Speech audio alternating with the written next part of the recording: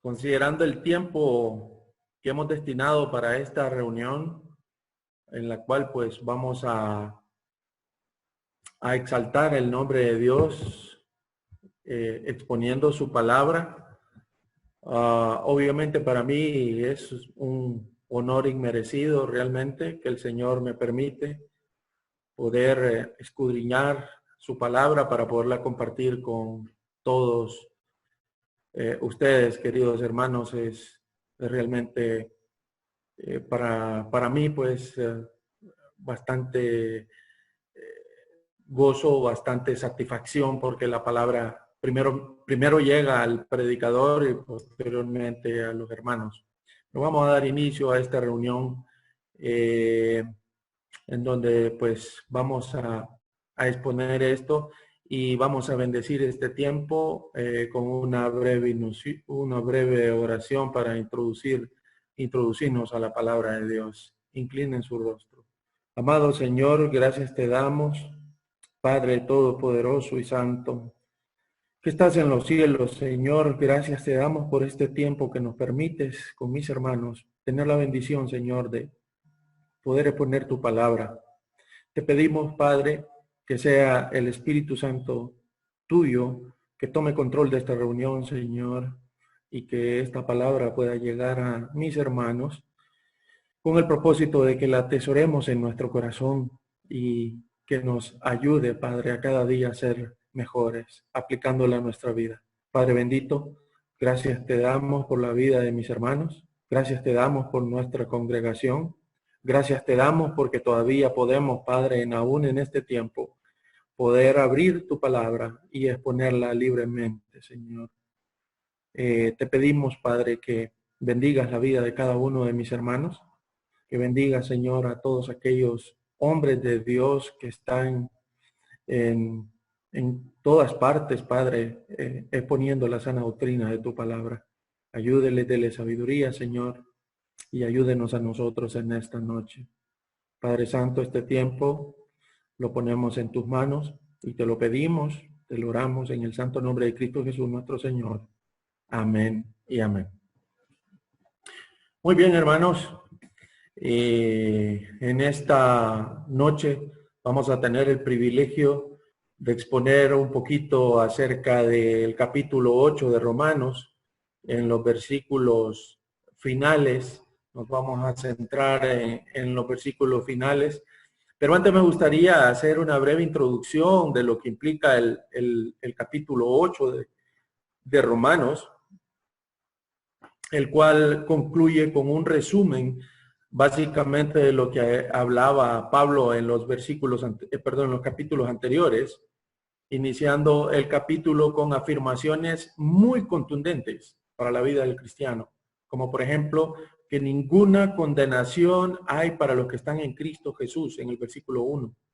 Luego sigue hablando, nos habla de la separación de la carne y el espíritu, haciendo énfasis en que el mismo espíritu que levantó a Cristo de los muertos es el mismo que está en nosotros y nos hace coherederos con Cristo en el reino. Eso lo menciona en los versículos del 2 al 17. Luego este mismo capítulo 8 nos habla de la gloria venidera, de los dolores de parto de la creación, que los estamos viendo aún ahora, y del efecto del Espíritu Santo en los creyentes, que intercede con gemidos indecibles y que escudriña los corazones nuestros, en el versículo 18 y 27. Después vemos la justicia de Dios con el progreso de la salvación, que va mencionando a los que conoció, luego predestinó, luego los llamó, luego los justificó y después glorificó, y que no hay ninguna condenación para ellos, siendo en Cristo más que vencedores. Eso está en el versículo 28 al 37. Luego nos habla de estos 10 elementos en la vida del creyente, culminando con ninguna otra cosa creada nos podrá separar del amor de Dios que es en Cristo Jesús, en los versículos 38 y 39, que es donde nos vamos a concentrar en este día. Lo que describe básicamente la seguridad y convicción del apóstol Pablo con la introducción y el verbo que está plenamente persuadido, convencido, primero que todo a causa de la naturaleza, el origen de la salvación a través del Evangelio, la cual pues el Señor le había revelado a él mismo. Pero también por eso presenta claramente estos primeros capítulos, ¿verdad? Pablo es bastante explícito en lo que nos dice. Así que tanto el poder de la revelación divina como la experiencia misma del apóstol le había convencido plenamente de que eran su fuente de seguridad irrefutable, y esa seguridad es la que nos está mostrando él en esta porción del texto. El texto en el que nos vamos a concentrar ahora está en Romanos 8:38, que les ruego por favor, hermanos, que me acompañen con sus Biblias a esta porción del texto. Romanos 8:38. Pero quiero pedirles algo para que entendamos un poquito mejor el contenido de esta porción bíblica. Vamos a leer desde el 35 hasta el 39. Dice la palabra de Dios en el 35, ¿quién nos separará del amor de Cristo? ¿Tribulación o angustia o persecución o hambre o desnudez o peligro o espada? Como está escrito, por causa de ti somos muertos todo el tiempo. Somos contados como ovejas del matadero. Antes, en todas estas cosas, somos más que vencedores por medio de aquel que nos amó. Por lo cual, estoy seguro que ni la muerte ni la vida, ni ángeles ni principados, ni potestades, ni lo presente, ni lo porvenir, ni lo alto, ni lo profundo, ni ninguna otra cosa creada nos podrá separar del amor de Dios que es en Cristo Jesús, Señor nuestro. Nuestra porción el día de hoy está comprendida entre los últimos dos versículos del 8, ¿verdad? Que es el 38 y el 39, en donde el apóstol nos dice, por iluminación divina, por lo cual estoy seguro de que ni la muerte, ni la vida, ni ángeles, ni principados, ni potestades, ni lo presente, ni lo porvenir, ni lo alto, ni lo profundo, ni ninguna otra cosa creada nos podrá separar del amor de Dios que es en Cristo Jesús, Señor nuestro. Tenemos como proposición de este texto que el Señor nos muestra 10 elementos en la vida del creyente que nos unen más al amor de Dios que es en Cristo Jesús y nos dan seguridad. Por ende, como creyentes, como cristianos, es inminente que nosotros estemos seguros en dónde estamos parados y de quién nosotros dependemos. ¿Y cuál es el primer elemento que nos muestra este texto, precedido de la preposición gar en el griego, que es una conjunción coordinante que introduce lo que se va a explicar?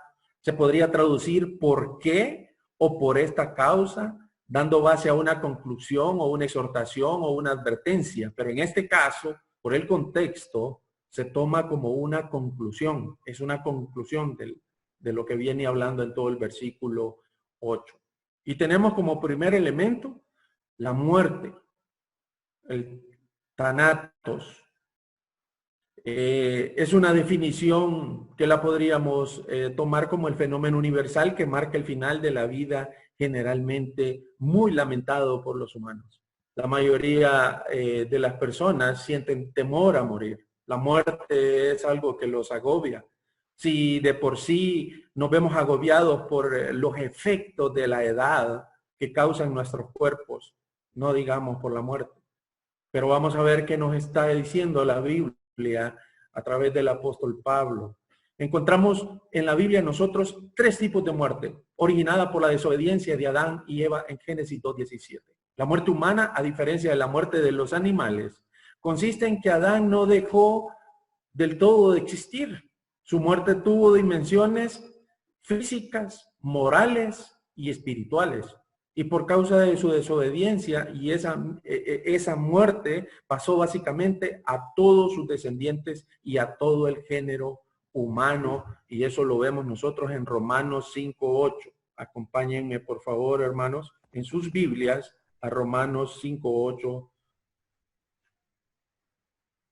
para que nosotros veamos eso. Que el género humano, pues la desobediencia murió. Dice Romanos 5:8, mas Dios muestra su amor para con nosotros, que siendo aún pecadores, Cristo murió por nosotros. Esa muerte de la que está hablando nuestro Señor Jesucristo la vamos a explicar un poquito más adelante. Pero la muerte en sí es uno de los primeros 10 elementos que menciona este texto que no nos va a separar del amor de Dios que es en Jesucristo. Vamos a ver la primera clase de muerte, que la muerte de la cual vamos a hablar es la muerte espiritual, que es la separación del ser humano de Dios como resultado del pecado original que tuvo Adán y Eva. Todos los hombres vivimos desde entonces en un estado de muerte espiritual. Eso está descrito en la palabra de Dios en Efesios 2:1. ¿Me acompañan en su Biblia, hermanos? Vámonos a Efesios 2:1. Dice la palabra del Señor: y Él os dio vida a vosotros cuando estabais muertos en vuestros delitos y pecados. Es la condición en la que básicamente nacemos todos los seres humanos. Es decir, nacemos muertos. Todos estamos muertos, aun cuando nacemos en este mundo y recién nuestra madre puede darnos a luz, nosotros somos muertos espirituales. Pero solo en el poder del Evangelio de nuestro Señor Jesucristo, el cual predicamos, nos anuncia la manera de pasar de muerte a vida. Eso lo encontramos nosotros en Juan, capítulo 5, versículo 24. Mire lo que dice la palabra de Dios. Juan 5, 24. Dice Juan: de cierto os digo, que el que oye mi palabra y cree al que me envió, tiene vida eterna y no vendrá condenación, mas ha pasado de muerte a vida. La misma escritura nos da fe de que nosotros somos muertos espirituales y solamente a través de nuestro Señor Jesucristo podemos vivir de nuevo, y es una vida junto con Él, y es una vida eterna. También lo menciona el famoso, digo famoso porque es bastante conocido por la mayor parte de los hermanos, Juan 3:16, que nos dice: porque de tal manera amó Dios al mundo, que ha dado a su Hijo unigénito, para que todo aquel en el que Él cree no se pierda, mas tenga vida eterna. Entonces, tú, hermano, amigo, que escuchas este mensaje en esta noche, si no has aceptado a Cristo como tu Señor y Salvador, eres un muerto espiritual. Es lo que somos nosotros. A diferencia de aquellos que hemos creído en nuestro Señor, que superamos ese estadio de muerte a vida, esa muerte espiritual. Por el contrario, nosotros estamos, como acabamos de leer en esos textos de Juan, estamos gozando de vida eterna. El otro tipo de muerte que nosotros encontramos, hermanos, es la muerte física, la cual es originada también por el pecado de Adán. Esta consiste en la separación del alma del cuerpo, pero también es producto del pecado y es inevitable. Es inevitable para todo ser humano, ya que tanto creyentes como no creyentes vamos a tener una muerte física. Como sabemos, solo 2 personas en la Biblia evitaron la muerte física, que fue Enoc, aparece en Hebreos 11:5, y Elías en 2 de Reyes 2:1-11. Ellos fueron trasladados al cielo sin experimentar la muerte física. Para todos los demás seres humanos es inevitable. Vamos a morir. Sin embargo, hay una excepción, que la misma experiencia de Enoc y Elías podríamos nosotros, los creyentes, pasarla, porque si somos arrebatados en las nubes, en la venida de nuestro Señor Jesucristo, nosotros seremos levantados. Entonces, esa es una experiencia por la cual los creyentes no pasaríamos por la muerte física. Pero también tenemos otro término que vale la pena aclarar, que es la segunda muerte o la muerte eterna, que consiste en esa horrenda separación que hay entre el hombre y su creador. Eso nosotros lo encontramos descrito en Apocalipsis 20:15. Acompáñenme en su Biblia, por favor, Apocalipsis 20, versículo 15. Es el último versículo del capítulo 20. Dice la palabra del Señor: y el que no se halló inscrito en el libro de la vida fue lanzado al lago de fuego. Para que entendamos un poquito mejor el concepto, ahí mismo en Apocalipsis 21, en el capítulo que sigue, acompáñame a 21:8. Dice la palabra del Señor en Apocalipsis 21:8. Pero los cobardes e incrédulos, los abominables y homicidas, los fornicarios y hechiceros, los idólatras y todos los mentirosos tendrán su parte en el lago que arde con fuego y azufre, que es la muerte segunda. Es decir, las personas en ese estadio pierden toda oportunidad de acercarse a Dios, ya que esto solo lo podemos hacer mientras nosotros estamos en vida. Si no, después de eso, no hay manera alguna en que el hombre pueda acercarse a Dios. Dios nos ha puesto en nuestras manos el regalo de la salvación y solamente durante estemos vivos en este mundo podemos hacerlo. De lo contrario, será demasiado tarde. Así que, amigo, amiga, que estás viendo este mensaje, todavía hay oportunidad de arrepentirse y aceptar al Señor Jesucristo como su único y suficiente Salvador antes de que sea muy tarde.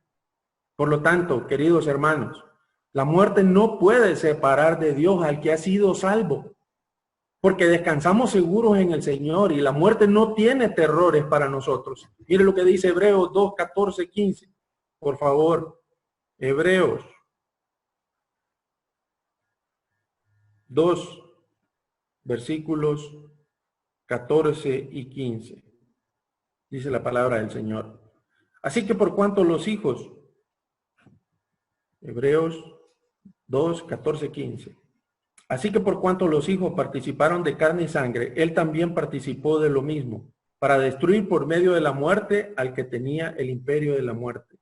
Esto es el diablo. Y librar, el 15, y librar a todos los que por el temor de la muerte estaban durante toda la vida sujetos a servidumbre. Descansamos en la promesa del Señor, la promesa que hizo el Señor en Juan capítulo 11, versículo 25 y 26. Juan 11, 25, 26, dice la palabra del Señor. Y le dijo Jesús: yo soy la resurrección y la vida. El que cree en mí, aunque esté muerto, vivirá. Y el 26, y todo aquel que vive y cree en mí, no morirá eternamente. ¿Crees esto, hermano? Contamos con una afirmación tremenda que hace para la iglesia en Mateo 16, 18, que es impresionante. De manera que la muerte no puede ser un elemento, ni lo es, según las declaraciones de la palabra misma, que nos separe del amor de Dios. Así es que, querido hermano, en ese sentido podemos estar seguros y confiados que la muerte no nos va a separar de nuestro Dios. El segundo elemento que encontramos es la vida conocida en el griego como zoein o zoe. En términos físicos es considerado como el espacio de tiempo entre el nacimiento y la muerte de un ser humano. El concepto vida se despliega por toda la Biblia en el Antiguo Testamento y existen básicamente tres vocablos en el hebreo que describen la vida. El primero es Hayim, que se encuentra en Génesis 2:7 y que nos da la idea de que la vida es un poder que se manifiesta con un sentido de movimiento y acción. Bien, hay otra palabra que es Nefesh en Génesis 1:21, 24, como un sentido de alma viviente, Nefesh. Y también está Ruach, aparece en Job 27:3, que es el espíritu de vida usado como un espíritu vivificante. Como podemos ver en el Antiguo Testamento, tiene significados y referencias concretas. No aparece como una idea abstracta la vida. Nunca se habla de la vida teóricamente, sino existencialmente, en medio de situaciones particulares y reales, vividas. También en el Antiguo Testamento se considera la vida como un don supremo, que es muestra de felicidad. En resumen, en el Antiguo Testamento la idea central es que Dios es su única fuente.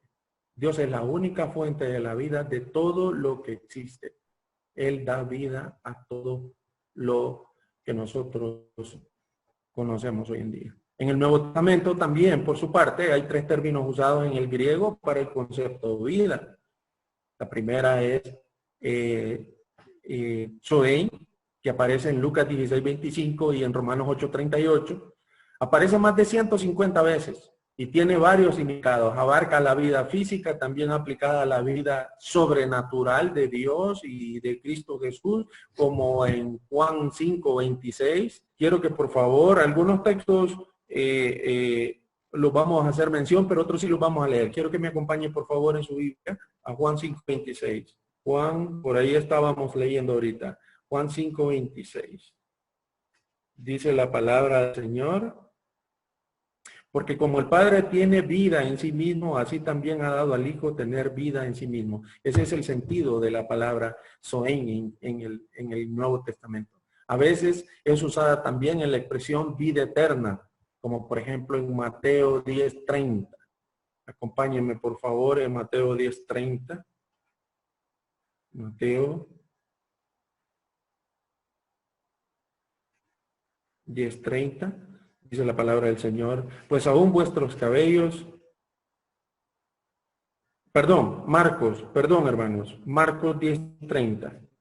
Marcos 10:30. Dice la palabra del Señor, que no reciba 100 veces más ahora en este tiempo casas, hermanos, hermanas, madres, hijos, tierras, con persecuciones y en el siglo venidero la vida eterna. Ese es el sentido de vida que nos está hablando el Nuevo Testamento. Pero tenemos otra palabra que nos explica eso, y es la palabra psique, que por lo general se traduce alma, como nefesh en hebreo, con la idea de aliento de vida o principio de vida. En el Nuevo Testamento se usa el término para indicar el principio básicamente de la vida física. Eso lo vemos en Hechos 20:10. Si es tan amable y me acompaña, hermano, en su Biblia, a Hechos 20:10. Entonces respondió Pablo y se echó sobre él y abrazándole dijo, no os alarméis porque él está vivo. Ese era el sentido que tenía ahí, como el principio de vida, está vivo. El contexto de este texto es cuando se cayó un joven y fue levantado y era considerado como muerto, pero Pablo dijo de que no se preocupaban porque él estaba vivo. Entonces esa es la idea de vida que nos da la palabra psique utilizada en el griego. La vida terrenal en sí mismo, como lo describe Romanos 11:3. Y también tenemos otra palabra en el griego que nos describe vida, y es la palabra bios, que es menos común y significa existencia terrenal. Como dice Lucas 8:14. Por favor, acompáñenme en Lucas 8:14. Hay muchos textos bíblicos, hermanos, que vamos a ver. Lucas capítulo 8, versículo 14. Dice, la que cayó entre espinos, estos son los que oyen, pero yéndose son ahogados por los afanes y las riquezas y los placeres de la vida y no llevan fruto, como una vida, como la vida terrenal. Hay otros textos bíblicos que nos aclaran un poco este concepto, pero básicamente, al igual que en el Antiguo Testamento, en el Nuevo Testamento, Dios es el origen de la vida. Ahora nos vamos a preguntar nosotros, hermanos. Hay otro concepto, el de la vida eterna, que ya lo vamos a mencionar. Pero ¿por qué podría ser de repente la vida un elemento que nos podría separar de Dios o alejar de Dios? Sencillo, porque la vida nosotros es cuando recibimos las acechanzas del maligno, lo vamos a ver más adelante. Es en la vida donde pasamos preocupaciones, enfermedades y muchas cosas. Es ahí cuando el ser humano pues recibe eso. Pero el otro concepto que también quiero que entendamos es que también es necesario conocer el concepto de vida eterna, el cual evoca solamente una realidad básicamente escatológica, ¿verdad? Porque la vida eterna solo la vamos a tener ya cuando seamos levantados de este mundo o cuando el Señor nos llame, si no ha venido el antes. Pero ahora debe comprenderse de que en Cristo la vida tiene una nueva cualidad eterna y que comienza en el momento en el que creemos, como lo dice Juan 17:3. Vemos ahí en el Evangelio de Juan, el capítulo 17, versículo 3. Dice esto, la palabra de Dios. Y esta es la vida eterna, que te conozcan a ti, el único Dios verdadero, y a Jesucristo, a quien has enviado. Está hablando Juan en 17:3 acerca de esta vida eterna. También se menciona ahí mismo en Juan, pero en el capítulo 3, Juan 3, versículo 16. Juan 3:16 dice, porque de tal manera, lo habíamos mencionado anteriormente, de tal manera amó Dios al mundo, que ha dado a su Hijo unigénito para que todo aquel que en él cree no se pierda, mas tenga vida eterna. Como vemos, básicamente en Cristo Jesús pasamos de muerte a vida. Pero aún con todas las dificultades que esta vida tiene, como lo describe, por ejemplo, Juan 16:33, con todas las seducciones, con todo el apego a las cosas materiales, las cosas que nos pueden desviar de repente o que desvían a las personas que todavía no han llegado a Cristo. Los lujos, el dinero, las joyas, adorar ídolos, como en el fútbol, moda u otras cosas. Nada de esto, de las cuestiones que son reales en nuestra vida práctica, nos va a separar del amor de Cristo. Entonces, podríamos concluir que ni la vida ni la muerte nos puede separar en Cristo. En la vida vivimos con Cristo. En la muerte morimos con Él. Y como morimos con Él, también resucitamos con Él. La muerte, lejos de ser una separación, es solamente un paso hacia una íntima unión que adquirimos nosotros con Cristo.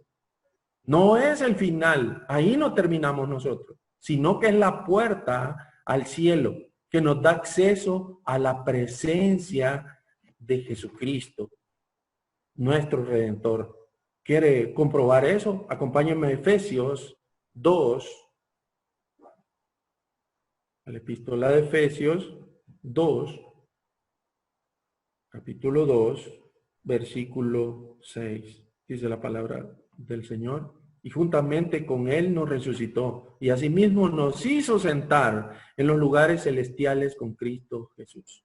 Es decir, nosotros pasamos de ese estadio, ¿verdad? Abandonando aquí, pero como decimos, vivimos con Cristo, pero en la muerte también morimos con Él, porque somos juntamente con Él crucificados, pero también resucitamos, porque somos resucitados en Él. Y así es que la muerte, lejos de ser una separación de Cristo, al contrario, nos va a unir, porque es la puerta para que nosotros estemos en su presencia en los cielos. Entonces, la muerte ni la vida son elementos que nos pueden apartar de eso. Si en algún momento han sentido temor por las cosas que nos pasan en nuestra vida diaria, o temor por la muerte, no alejemos esas preocupaciones, porque justamente la predicación se trata de la seguridad que tenemos nosotros del amor de Dios en Cristo Jesús. De esta misma manera, vemos los otros tres elementos. Solo hemos visto los primeros dos, los cuales están estrechamente relacionados entre los tres por el contexto bajo el cual son usados. Y el tercer elemento es los ángeles. Que los ángeles son seres espirituales que están al servicio de Dios o están en contra de él. Y sean buenos o sean malos, pero no podemos nosotros calificarlos. O sea, determinar si un ángel es bueno o es malo. En la Biblia básicamente es la Biblia la que califica o especifica tal sentido, como lo dice Colosenses 2:15. Veámoslo por favor. Vámonos a Colosenses 2:15. Y despojando, a los principados y a las potestades, los exhibió públicamente, triunfando sobre ellos en la cruz. También encontramos en Gálatas 1:8 una explicación de qué tipo de ángeles es y lo que está haciendo el Señor con ellos. Acompáñenme a Gálatas 1:8. Gálatas 1:8. Dice la palabra del Señor: mas si aún nosotros o un ángel del cielo os anunciare otro evangelio diferente del que hemos sido anunciado, sea anatema. Según los rabinos, había 3 rangos de ángeles. El primero incluía tronos, querubines y serafines. El segundo incluía poderes, señoríos y fuerzas. Y el tercero incluía ángeles, arcángeles y principados. Pero es interesante saber que estos ángeles que gozan de esos estatus, algunos, como decíamos al principio, están al servicio o están en contra de Dios. Obviamente, por el contexto, aquí se refiere a los ángeles que están en contra de Dios y que son los que están acechando la vida de todo el mundo, la vida de todo el mundo. Luego, el cuarto elemento son los principados, que básicamente se refiere a ángeles caídos. Por eso los junté, ángeles, principados y potestades. Son ángeles caídos o demonios con poderes sobrenaturales, como lo describe Efesios 6:12. Efesios 6:12. Dice la palabra del Señor: porque no tenemos lucha contra sangre y carne, sino contra principados, contra potestades, contra los gobernadores de las tinieblas de este siglo, contra huestes espirituales de maldad en las regiones celestes. En esta lucha, Satanás y sus huestes usan trucos engañosos para agobiarnos a los creyentes y a los que no. Tienen básicamente ellos 4 designaciones similares a las que describimos hace poquito, que son rangos que ellos utilizan, similares a los que se usan en el ejército. En el imperio sobrenatural que operan, ellos tienen varios niveles, varios rangos. Y las fuerzas de la oscuridad de Satanás están estructuradas con tal complejidad que están diseñadas según él para tener éxito en sus iniciativas más destructivas. Pero al final ellos saben cuál va a ser su fin. Entonces, sí hay una estructura de principados que son estos ángeles caídos que nos están agobiando. Hay por ejemplo, en el libro de Job, que le preguntaron a Satanás de dónde venía y le dijo que venía de rodear la tierra. Entonces ellos pasan acechando la tierra. Y también ellos tienen un lugar, una posición, un área donde ellos trabajan. Y así de esa manera están diseñados estos principados. El quinto elemento que tenemos son las potestades. La forma plural de esta palabra común, que significa poder, y está hablando no solamente de uno, es varios por el plural.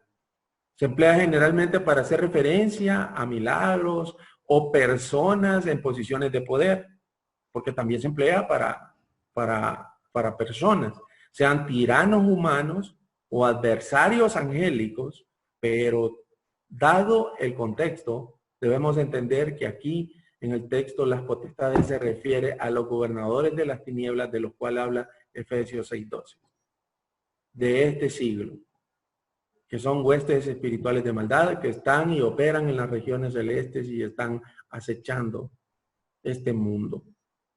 Pero hermanos,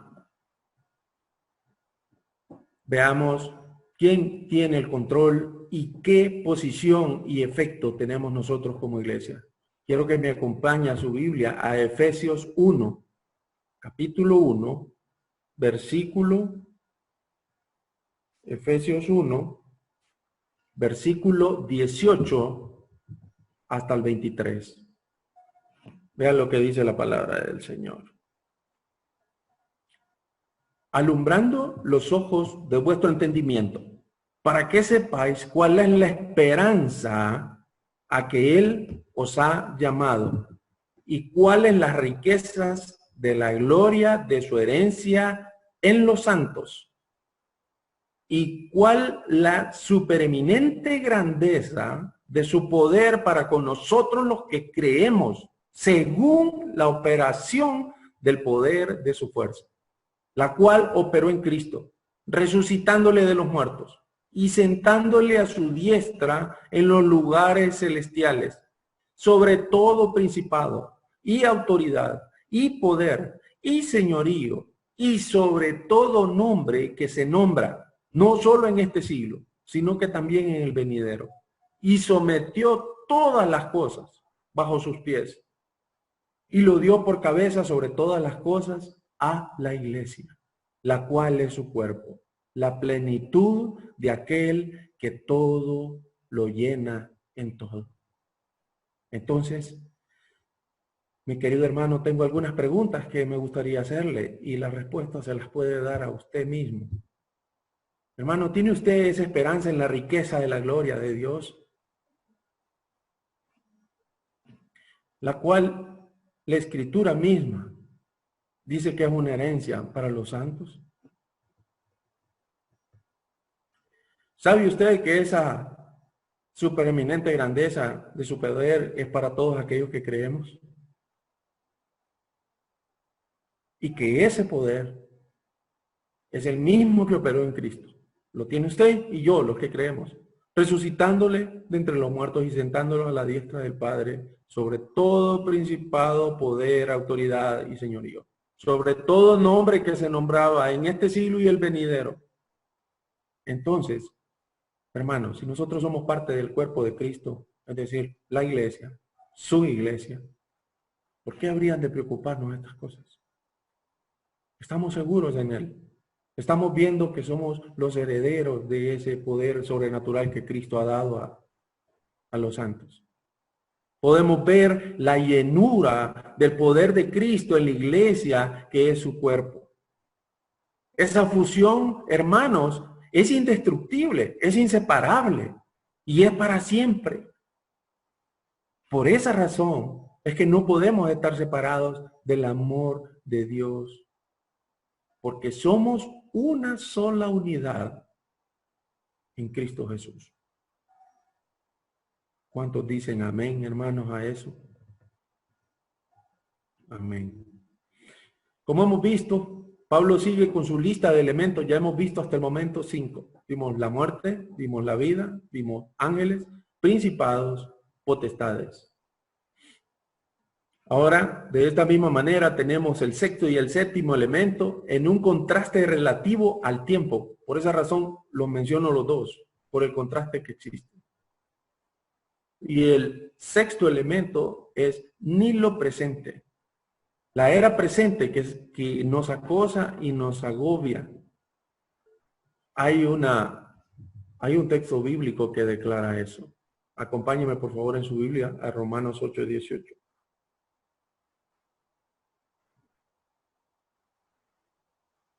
Romanos 8:18. Dice la palabra del Señor: pues tengo por cierto que las aflicciones del tiempo presente no son comparables con la gloria venidera que en nosotros ha de manifestarse. Tenemos aflicciones, hermano, en este tiempo. La palabra de Dios lo menciona. Por poner algunos ejemplos, la situación de los efectos económicos, laborales y sociales futuros que dejará esta pandemia del COVID-19, la corrupción que impera en los gobiernos del mundo, el aumento a la violencia, la falta de valores morales, la falta del temor a Dios. Todas esas cosas de repente nos agobian. Pero el apóstol Pablo nos dice que no hay época en la historia que se nos pueda separar de Cristo. Pablo habla de las cosas presentes y las cosas por venir. Sabemos que para los judíos de aquella época, ellos dividían el tiempo en la era presente y la era por venir. Pablo básicamente está diciendo, en este mundo presente no hay nada que nos pueda separar del amor de Dios. Llegará el día cuando este mundo será sacudido y amanecerá la nueva era. Pero no importa, porque nosotros tampoco, cuando se acabe este mundo y se haga realidad el nuevo mundo de nuestro Señor, el lazo de unión con Cristo permanecerá. Eso va a estar latente, eso va a estar permanente. Esa unión que adquirimos con Él no la va a cambiar ni siquiera el tiempo. El séptimo elemento es lo porvenir. Dicen, y lo porvenir. Lo porvenir es lo que suscita en nosotros atemorizantes premoniciones. En todos los tiempos el hombre ha querido saber su futuro por la incertidumbre que esto supone. Pero cuántas angustias y perplejidades neuróticas nos evitaríamos si nosotros tuviéramos presente ante nuestra vista y en nuestro corazón, bien metidos, estos versículos finales del capítulo 8 de Romanos. Es un alimento para nuestros temores, para nuestras dudas. Este capítulo 8 nos dice ampliamente todo lo que nosotros vamos a ver. Recordemos que lo presente es lo que estamos experimentando ahorita. Lo porvenir es lo que falta de experimentar. Pero aquí vemos el contraste en la relación del tiempo que hace el apóstol. Ni lo presente, ni lo porvenir. Esa relación contrastiva, por esa razón presento estos dos elementos juntos, ¿verdad? Aquí nosotros, en este contraste que hace el apóstol Pablo, podemos concluir que de esos dos elementos contrastados que evocan tiempo, ya sea el presente o lo que venga, es decir, cualquier época anterior, nada de eso, ni el tiempo presente ni el futuro nos separará del amor de Dios. Llevamos 7 elementos. Hermano, hasta aquí, como lo hemos podido ver y mencionar, hemos visto 7 elementos en la vida del creyente que no nos pueden separar del amor de Dios que es en Cristo Jesús, Señor nuestro. Veamos ahora el 8º y el 9º, que nos lo presenta también de forma contrastiva Pablo. El elemento 8 es lo alto. Pablo menciona específicamente altura y profundidad. Son términos astrológicos usados en aquel entonces y hoy en día también.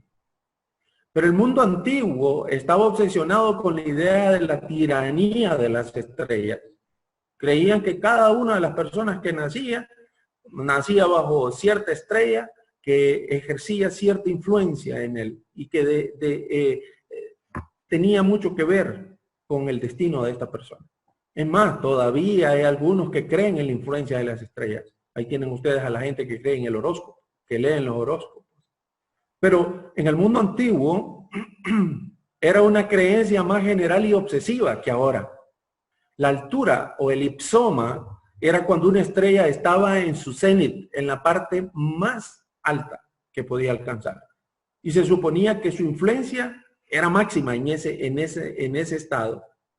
Después se convirtieron estos que creían en las estrellas y todo, se convirtieron en los términos técnicos usados por la herejía llamada gnosticismo, cuyo origen, miren esta combinación, cuyo origen es de carácter sincretista y se debe a la combinación del apocaliptismo judío, astrología babilónica, dualismo persa, filosofía platónica y misterios orientales. De ahí salen los gnósticos. ¿Qué le parece? La influencia que tenían ellos en aquel entonces por por las estrellas. Pero Pablo está declarando que ninguna influencia mística o estelar bajo la inspiración del Espíritu Santo, Él nos dice que no nos puede separar esta influencia del amor de Dios. Pero contrastivamente, Él menciona el noveno elemento, que es lo profundo. Es lo opuesto a lo que acabamos de decir del cenit. Es lo opuesto de lo alto, lo profundo. La profundidad o atos, en griego era cuando estaba en su nadir. El nadir es el punto en la esfera celeste diametralmente opuesto al cenit. Dijimos que lo alto era el cenit, pues el nadir era lo opuesto, en la parte más baja. Dispuesta la estrella a empezar a ascender y ejercer su influencia supuestamente en las personas. Pablo le dice a los que están obsesionados con estas cosas que las estrellas no tienen ningún efecto y que no le van a hacer ningún daño. En subir y bajar son impotentes para que esto haya alguna influencia y que una persona que ha nacido de nuevo y que cree en el Señor Jesucristo vaya a tener esto un efecto de la separación de esta persona con el amor de Dios, que es lo que estamos hablando. Este significado básicamente de lo alto y lo profundo nos da básicamente la idea de totalidad, ya sea por términos astronómicos, ya en lo alto, en el cenit, la parte más alta del firmamento, o lo profundo en la parte más baja de la tierra o del firmamento. El empleo de los términos para dar la idea de la extensión del universo se usa como algo completo. Así es que ni el tiempo ni el espacio. Mencionamos lo presente y lo porvenir. Hay una relación entre tiempo y espacio aquí. Ni el tiempo ni el espacio nos separarán del amor de Dios. Un concepto similar fue expresado por Pablo en la carta de los Efesios, en Efesios 3, 18, 19. Acompáñenme por favor en su Biblia a Efesios 3, 18, 19. Dice la palabra del Señor. Seáis plenamente capaces de comprender con todos los santos cuál sea la anchura, la longitud y la profundidad y la altura, y de conocer el amor de Cristo que excede a todo conocimiento, para que seáis llenos de toda la plenitud de Dios.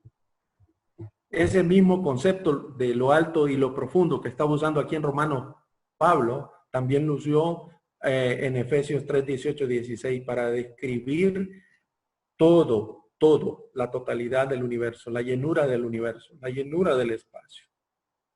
Pero, hermanos, nada de eso va a poder en contra de esto, de lo que implica la unión de nosotros con Cristo en el amor que Él nos da para estar con Él. Recordemos que en este texto el Señor nos está mostrando 10 elementos en la vida del creyente que nos unen más al amor de Dios, que es en Cristo Jesús, y nos dan seguridad. Ese es el objetivo de Pablo, darle seguridad a los romanos. Por ende, también es la seguridad de nosotros como creyentes.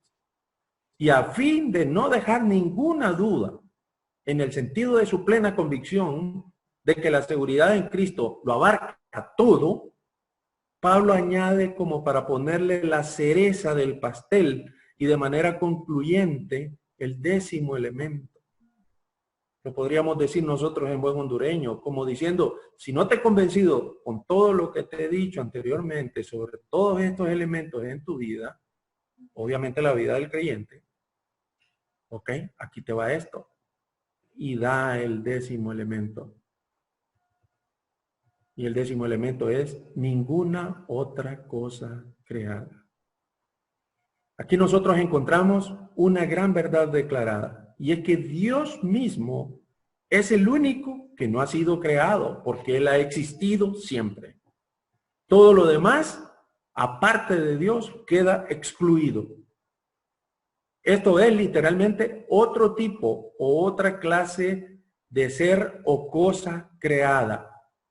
Eso lo podemos nosotros descubrir por el heteros, que es de otra clase, otro tipo de creación. Entonces, la distinción entre la preposición griega heteros, otro de otra clase diferente, en cualquier creación dentro de nuestro tiempo y espacio o fuera de él, es decir, no existe nada en cualquier parte o cualquier tiempo que nos va a poder separar del amor de Dios. Nuestra salvación quedó asegurada por decreto de Dios desde la eternidad y seguirá asegurada por Cristo a lo largo de toda la eternidad. ¿Cuántos decimos amén a esa verdad, hermanos? En esta maravillosa sección de la cláusula del capítulo 8, notemos que en los versículos 31 al 34 se enfoca en el amor de Dios Padre. Y en los versículos 35 al 39 se enfoca en el amor del Dios Hijo. Y esto nos recuerda la oración que Jesús mismo de su propia boca hizo como sumo sacerdote a favor de todos los que creían en él. Y esa oración se encuentra en Juan. Quiero que me acompañen en su Biblia a leer este texto, hermano. En Juan, capítulo 17, versículo 21 y 24. Del 21 al 24.